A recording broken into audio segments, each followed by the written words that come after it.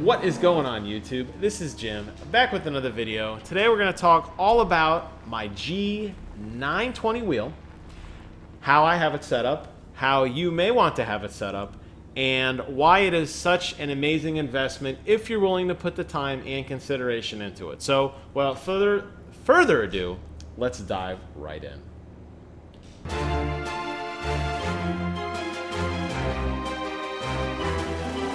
Alright, here we are out for a casual cruise on a Saturday. Got my Monster Energy souped up Ford and out for a spin using my new wheel. And if you guys didn't get a chance to see my unboxing video yesterday, what's wrong with you?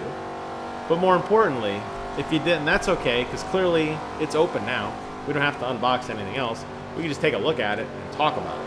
And what I wanted to focus on today was the overall experience I've had with it, and really how I set it up, and more importantly to everyone out there who's considering jumping into the racing simulation world, things you may want to be thoughtful of, take into consideration before you make an investment, because this was not cheap. This was as much as a brand new Xbox One console was, okay? And this is just a peripheral. This is just one thing. I'm only going to play it right now for the couple games that I have, and that's all I have it for. It does that very, very well, but it is just for racing. Obviously, it's a racing wheel. As such, it takes up a lot of space. I'm going to show you guys some still photos. I'm going to overlay them inside this video so you can take a look and see what I'm talking about. But it has completely monopolized what used to be where I would record YouTube videos. Now, I'll clean that up for when I do my more traditional sitting in front of a microphone. But I've got some new ideas on that, how to incorporate this wheel into it, because I love the wheel that much. But, as an aside, we can talk about that later, or you'll just see it. You don't care. What you do care about, though, is how much space this is going to take up. Because whether you get a racing seat or an old IKEA table like I have, you're going to need something sturdy to bolt this wheel down to, somewhere comfortable to put the pedals below you, and when I eventually get the shifter, which should be right here, when I have it mounted, I do have it. I just haven't put it together yet because this table actually doesn't work because the lip is too big on the front. Another consideration to keep in mind if you get the shifter. This takes up a lot of real estate. I took my other TV that I had and I had to set it up over here, so keep that in mind. This is not something that you're just going to pull out and put on your lap and casually play for an hour or two. If you're going to want to put some effort into, if you're going to put the time into this, you're going to put the money into this, you're going to want it to be right. And I don't think you're going to want to half-ass this, because I think you're going to be disappointed in the performance you're going to get. So there's a new road I haven't uncovered yet, so we're going to go check that out while we're talking here. Now, you guys notice that I'm very easily driving through the road with this car. Now, I'm not being a super crazy hot rod, and Forza Horizon, the series in general, definitely is much more arcadey than the actual Forza motorsport, the proper titles. Right now they're up to 6. I love both of them for different reasons, but I find like when I want to just kind of blow off some steam and do some casual just driving around, I find that Forza Horizon really fits that bill. And this has become my just casual, no thinking game. This isn't any thought for me to drive. I know how to drive.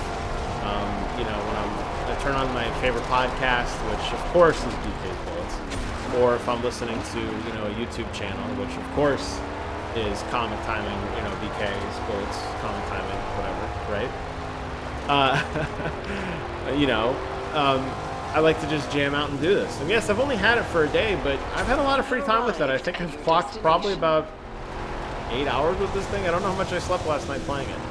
And that's okay, because I wanted to get the feel for it and play the same tracks over and over and over and over ad nauseum to tweak out settings that I felt were most important to me. And that's what I wanted to dive into as soon as I get to the end of this tutorial. You know what? I don't need to get to the end of this tutorial. Let's go ahead and do it now. Every racing game has its own unique setup. There is nothing in your built-in Xbox One OS or your PlayStation 4 OS if you get the variant of wheel for PlayStation, or your Windows operating system that really has any built-in driver like firmware that you would expect to see with this like you do on some other stuff. Everything you need is going to be in each individual game. The wheel is going to turn on, it's going to calibrate all the way to the left, it's going to calibrate all the way to the right. It's recommended you hit the brake pedal a few times to get the actual the play of your brake pedal. I did do that hack where I took the piece of rubber out, it made a huge difference. So keep that all in mind. But let's go ahead and I wanted to open up the settings here. And that's what I wanted to show you guys. Now, like I said, each game's got different settings. Project Cars is going to have different settings than Drive Club's going to have different settings than Forza. But they're all going to be the same general idea. And these are the things I want you guys to keep an eye out with this wheel. Because when you get into these performance peripherals, they don't necessarily work out of the box. You're going to have to really tweak them. I spent some time with my Elite controller with all of the dampening patterns, with all of the acceleration on each stick, the button tension, all that kind of stuff. It's important when you get a wheel like this that you spend some time. You're not going to just plug it in and shave 30 seconds off your best lap. It's just not going to happen. And especially the way, if it's not calibrated the way you want, it's actually going to make you worse.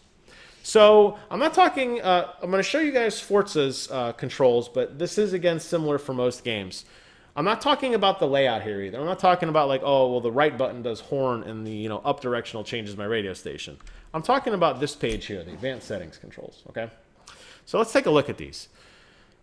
When you have a piece of hardware that was designed for something, the Xbox One Elite controller clearly designed to keep both thumbs on the analog sticks and remove button pressings, right? Or the SCUF controller does the same thing. Or the wheel, which is for racing. You're going to want to put as much of the processing back into your device, and you want to take it out of the software that you're playing with. Forza doesn't know that I have a wheel. I mean, yes, I plugged it in, identified it, but it doesn't know what this wheel is capable of. I do. That's why I bought it, right? So I don't want to have any dead zone. I want a true one-to-one performance on this wheel. I want my steering dead zone to be 0. So when I bump the wheel just a smidge, I want the game to react. That's not any slop in the wheel. This wheel doesn't have any slop in it. So I want to make sure that my dead zone is 0, 100. Now, if I did the default, which is 1585, that means I got to adjust the wheel 15% before anything even kicks in. So you're doing a lot of this, and you don't have to. You shouldn't have to do that, unless you want to, and that's okay. Works well for the traditional control sticks, does not work so well for a racing wheel. Similarly, I did the same thing with my accelerator and my brake pedal, which Forza calls the deceleration. I'm not really sure why it's not brakes, but that's okay. Same thing, 0 100. I know the brake pedal when it's punched, I want 100. I know how to feather the brake pedal. I don't want the game to think about it for me. I don't want to say, oh, he must be resting his foot on the brake pedal or the gas pedal, whatever. So let's make that first 10% of movement not count. I don't want that. I put everything true one-to-one, and that's exactly what this is. The only thing that I varied slightly on is the wheel rotation angle. Because this wheel does rotate 900 degrees. So it goes all the way around, it goes all the way around. It's getting tight now, but it's still going. It goes all the way around, right? If I want it to. The problem is when you rotate the wheel that much, right? And you have that high wheel rotation angle, what you end up getting is almost excessive turning at the rate of speed that we're going to be playing at. Now, in a normal car, maybe that's okay, but I'm driving over 100 miles an hour in a car that is pretty well modded or simulated to what a real racing car would do. So I don't necessarily need a one-to-one on that. I like the game to cheat for me. So when I change my rotation angle lower, that means that by moving my wheel more in one direction or the other, the game is going to interpolate that and actually give me more movement than I put in.